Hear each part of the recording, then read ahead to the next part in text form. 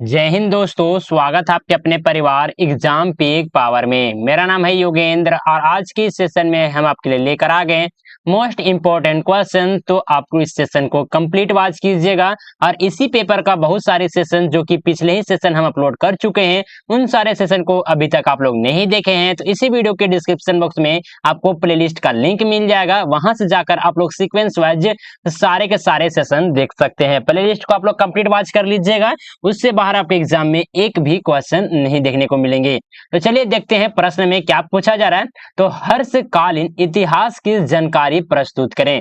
हर्षकालीन इतिहास की जानकारी प्रस्तुत करें, जो कि इंपॉर्टेंट ये क्वेश्चन हो जाता है, एकदम वीवीआई मार्क कर लीजिएगा इस क्वेश्चन को। तो चलिए इस क्वेश्चन का उत्तर हम लोग देखेंगे। बहुत ही इंपॉर्टेंट क्वेश्चन है और आप लोग प्रयास कीजिएगा किसी तरह से पॉइंट बना बना कर ही उत्तर लिखे अपने आंसर शीट में भी। तो चलिए देखेंगे इसका उत्तर हम लोग लिखेंगे हर्षवर्धन, जिन्हें सामान्यतः हर्ष के नाम से जाना जाता है। भारतीय इतिहास में एक महत्वपूर्ण सम्राट थे, जिन्होंने 1606 ईस्वी से 600 एक सेकंड 1600 नहीं 606 ईस्वी से 647 ईस्वी तक शासन किया। कौन? तो हर्षकालीन मतलब कि हर्ष।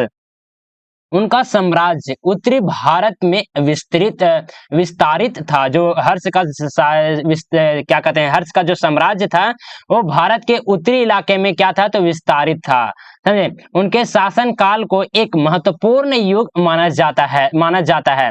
हर्षकालीन इतिहास की जानकारी निम्नलिखित बिंदुओं में प्रस्तुत किया जा सकता है। तो चलिए इसको हम लोग देखेंगे, एक एक पॉइंट को, इंपॉर्टेंट जो भी पॉइंट होता है उसको हम लोग पढ़ेंगे। तो इसमें हम लोग देखेंगे प्रारंभिक जीवन और सत्ता में आगमन।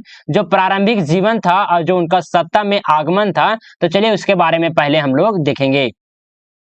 सबसे फर्स्ट पॉइंट आ जाता है, इसका सब पॉइंट आ जाता है पॉइंट नंबर 1 का, परिवार और जन्म। उनका परिवार किस प्रकार का था, उनका जन्म कहाँ हुआ था, तो उसे भी हम लोग देखेंगे।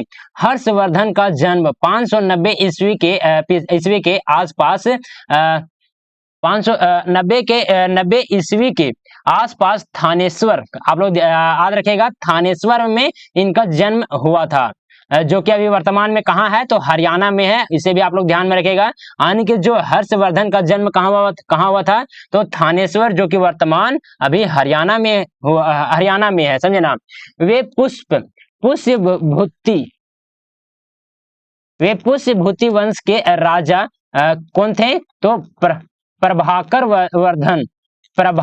वर्धन के पुत्र हैं। कौन? तो हर्षवर्धन। चलिए आगे आते हैं, अगले पॉइंट में हम लोग देखेंगे सत्ता में आगमन।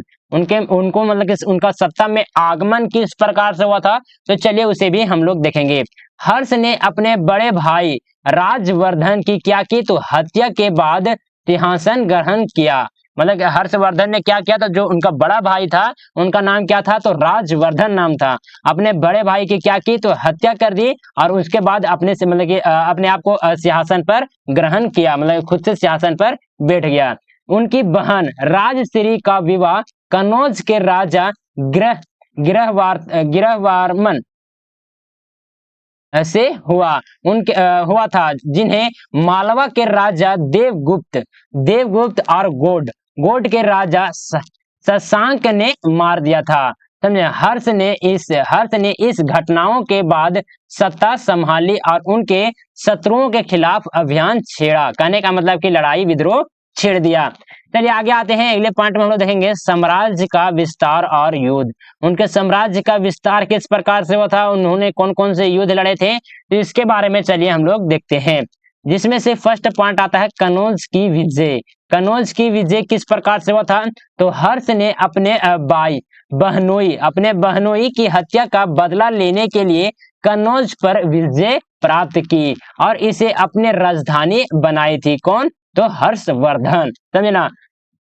कनौज उत्तर भारत का एक महत्वपूर्ण केंद्र बन गया।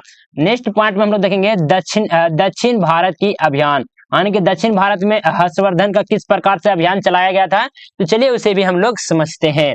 तो हर्ष ने दक्षिण भारत में चालुक्य राजा पुलकेशिन द्वितीय के खिलाफ अभियान छेड़ा, लेकिन इस युद्ध में उन्हें हार का सामना करना पड़ा था। समझे ना, किसको हार का सामना करना पड़ा था? तो हर्षवर्धन को। चलिए आगे आते हैं, अगले पॉइंट में हम लोग देखेंगे अन्य विजय। हर्षवर्धन के कौन कौन से अन्य विजय हैं, तो चलिए इसे भी हम लोग समझते हैं। हर्ष में कहने का मतलब कि हर्षवर्धन ने पंजाब, राजस्थान, उत्तर प्रदेश, बिहार और बंगाल के बड़े हिस्से पर विजय प्राप्त की और अपने साम्राज्य का क्या किया? तो विस्तार किया, यानी कि बढ़ाया। चलिए आगे आते हैं, अगले पॉइंट में हम लोग देखेंगे प्रशासन और शासन व्यवस्था। उनका प्रशासन और शासन व्यवस्था किस प्रकार से था? तो इसका ही फर्स्ट पॉइंट आ जाता है केंद्रीय प्रशासन। हर्ष का प्रशासनिक ढांचा केंद्रीकृत था। उन्होंने अधिकारियों की एक सशक्त व्यवस्था स्थापित की जो उसके आदेशों का पालन करते थे। चलिए आगे आते हैं, अगले पॉइंट में हम लोग देखेंगे प्रांतीय प्रशासन। प्रांतीय प्रशासन किस प्रकार से था? तो हर्ष ने अपने साम्राज्य को प्रांतों में क्या किया? विभाजित कर दिया गया। जिस प्रकार से भारत का विभाजन किया गया है राज्य में, समझे ना, राज्य से फिर जिला में, जिला से फिर ब्लॉक में, ब्लॉक से फिर गांव में, इस प्रकार से क्या किया? तो हर्षवर्धन ने अपने साम्राज्य को एक प्रांत में क्या किया? तो विभाजित किया। जिन पर गवर्नरों का शासक था, मतलब कि उनको एक गवर्नर नियुक्त किया जाता था, समझे। और गवर्नर केंद्रीय प्रशासन के प्रति क्या होते थे? तो उत्तरदायी होते थे। कहने का मतलब है कि जो भी गवर्नर नियुक्त किए जाते थे उसको डायरेक्ट रिपोर्ट करना होता था हर्षवर्धन को, यानी कि केंद्रीय प्रशासन को ही रिपोर्ट करना होता था। चलिए आगे आते हैं, अगले पॉइंट में हम लोग देखेंगे आर्थिक व्यवस्था। उनका आर्थिक व्यवस्था किस प्रकार से था? तो हर्ष के शासनकाल में व्यापार, कृषि का विकास हुआ। उन्होंने कर व्यवस्था को सुव्यवस्थित किया, यानी कि जो कर व्यवस्था था उसको फिर से मतलब कि अच्छे तरीके से व्यवस्थित किया और व्यापार मार्गों को भी सुरक्षा सुनिश्चित की, यानी कि जिस मार्ग से व्यापार किए जाते थे उस मार्ग में भी सुरक्षा सुनिश्चित की।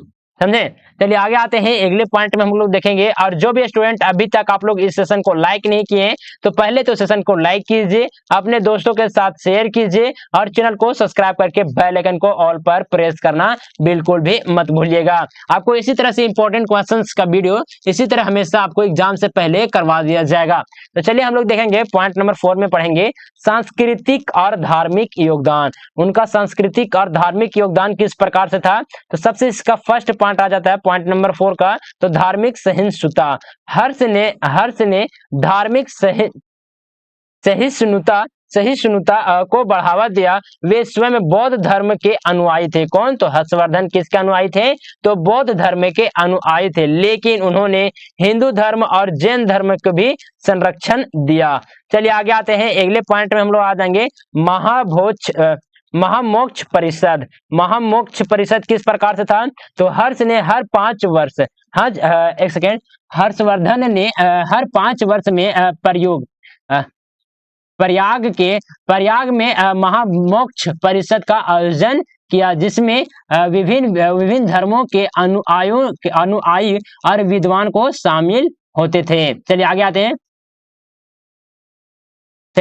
हैं, नेक्स्ट पॉइंट हम लोग देखेंगे हर्ष चरित्र। हर्ष चरित्र किस प्रकार से था? तो हर्ष का जीवन और कार्य उनके दरबारी कवि वान भट्ट ने हर्ष चरित्र नामक एक ग्रंथ के वर्णित किया है। किसने वर्णित किया है? हर्ष चरित्र नामक ग्रंथ का। तो आप लोग ध्यान में रखना है वान भट्ट। आप लोग यहाँ से इंपॉर्टेंट क्वेश्चन ये बन जाता है यहाँ से वन लाइनर या फिर ऑब्जेक्टिव, समझे ना, ध्यान में रखिएगा। यह ग्रंथ उनके शासन काल की महत्वपूर्ण जानकारी प्रदान करता है। कौन? तो हर्ष चरित्र। चलिए आगे आते हैं, अगले पॉइंट में हम देखेंगे कला, साहित्य और शिक्षा। उनके शासन काल में कला, साहित्य और शिक्षा का किस प्रकार से क्या विकास हुआ, क्या यहाँ पे ह्रास हुआ, तो चलिए इसके बारे में हम लोग यहाँ पे समझते हैं। जो कि इसका सबसे फर्स्ट पॉइंट हम लोग देखेंगे साहित्य। हर्ष स्वयं एक महान कवि और नाटककार थे। उन्होंने नागानंद और नेक्स्ट माता रत्नावली और प्रियदर्शिका जैसे नाटक लिखे हैं। कौन? तो हर्षवर्धन। चलिए आगे आते हैं, अगले पॉइंट हम लोग देखेंगे विद्यापीठ। हर्ष ने नालंदा विश्वविद्यालय को संरक्षण प्रदान किया और विद्वानों को क्या किया? तो प्रोत्साहन दिया। चलिए आगे पॉइंट में आता है, विदेशी यात्रियों का आगमन। विदेशी यात्रियों का आगमन किस प्रकार से था? तो हर्ष के शासन काल में चीनी यात्री हैंस सांग, जो कि एक इंपॉर्टेंट ये पॉइंट बन जाता है, इस नाम को आप लोग याद रखिएगा, जिन्हें हानसांग भी कहा जाता है। और ये कहाँ के यात्री थे? तो चीनी यात्री थे, ध्यान में रखिएगा। भारत आए और उन्होंने हर्ष के शासन काल का विस्तृत विवरण अपनी यात्रा वृत्तांत में किया। कौन? तो हर्ष सांग। चलिए आगे आते हैं, अगले पॉइंट हम लोग देखेंगे, हर्ष की मृत्यु और उत्तराधिकारी। हर्ष का मृत्यु कब हुआ था? उनका उत्तराधिकारी कौन बना था? किस प्रकार से उनका प्रभाव था? तो चलिए इसके बारे में हम लोग देखते हैं, जो कि इसका सबसे पहले देखेंगे मृत्यु। हर्ष की मृत्यु कब हुई थी? तो 647 ईस्वी में हुई। उनकी मृत्यु के बाद उनके सम्राट का क्या हो गया? तो विघटन हो गया, यानी कि अलग अलग भागों में बट गए, समझे, विघटन हो गया और कोई भी प्रभावशाली उत्तराधिकारी नहीं हुआ, समझे। चलिए आगे देखेंगे, अगले पॉइंट में आते हैं उत्तराधिकारी। इसका जो भी इंपॉर्टेंट है, हर्ष के बाद उनके साम्राज्य का विभाजन हो गया और छोटे छोटे राज्य क्या गया? तो स्वतंत्र हो गए। उनके कोई भी ऐसा हर्षवर्धन के कोई भी ऐसा प्रभावशाली उत्तराधिकारी नहीं हुआ, जिसके कारण से जो उनका साम्राज्य था वो अलग अलग स्वतंत्र राज्य में क्या हो गए? तो विभाजन हो गए। चलिए आगे देखते हैं इस क्वेश्चन का निष्कर्ष, जो कि इंपॉर्टेंट ये बन जाता है, समझे ना। निष्कर्ष लिखना कंपलसरी है, तो हम लोग निष्कर्ष में क्या लिखेंगे?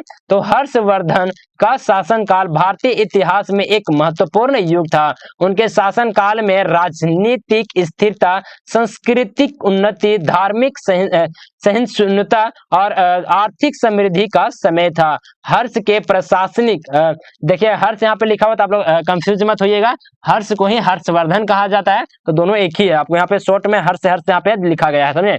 तो हर्ष के प्रशासनिक और सांस्कृतिक योगदान ने उन्हें भारतीय इतिहास में एक विशिष्ट स्थान दिलाया।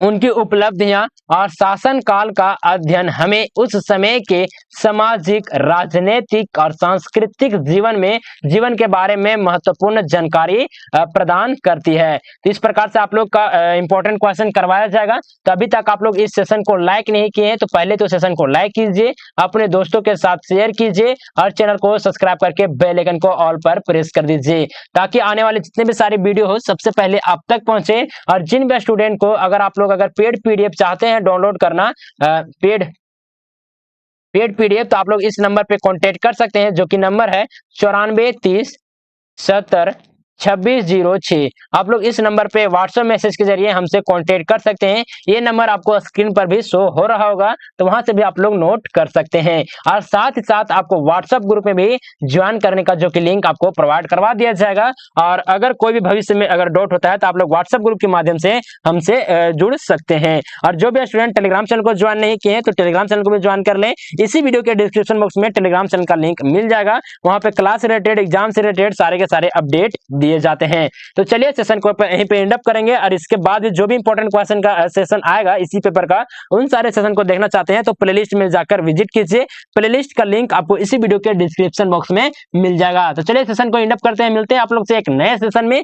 तब तक के लिए जय हिंद, वंदे मातरम।